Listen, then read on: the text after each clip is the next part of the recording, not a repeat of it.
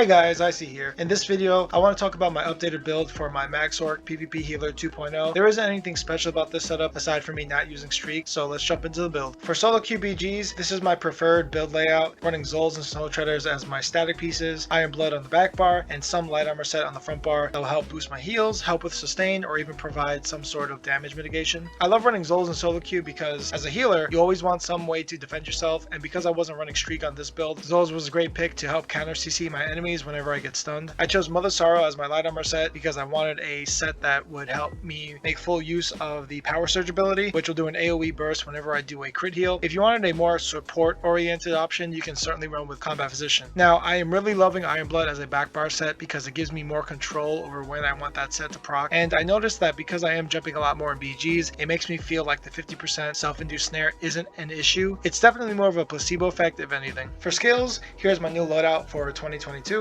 On the front bar, we have Illustrious Healing, Twilight Matriarch, Race Against Time, Radiating Regeneration, Boundless Storms, and Life Giver for the front bar ultimate. And on the back bar, we have Echoing Vigor, Twilight Matriarch, Defensive Stance, Lingering Flare, Power Surge, and Negate. Now, I am aware that I have two sources of Major Expedition between Race Against Time and Boundless Storms, and honestly, this is just personal preference, but I prefer the animation of Race Against Time. It just feels a lot more smoother to cast than using Boundless Storms. And I do love Lingering Flare on the back bar to help make me more tanky along with Defensive Stance, but you can certainly replace Lingering Flare with Energy Orbs, no problem. Lastly, for Negate, I would recommend using Barrier or Warhorn instead, simply because using Negate is very sweaty and I would only prefer to use it in pre-made group BGs or high MMR solo queue. For the hero rotation, it was very simple. Alongside jumping all the time, I usually do a Radiating Regeneration into Echoing Vigor, and then just heavy attack, burst heal, heavy attack, burst heal. That way your major mending buff is procced as much as you can, and when you combine that with a burst heal that crits, it's going to be a really nice heal tick. Alright, that is the end of the video. I think I broke a new record with how short this one is. Let me know what you guys think below, or if you have any PvP healer questions you would like me to answer.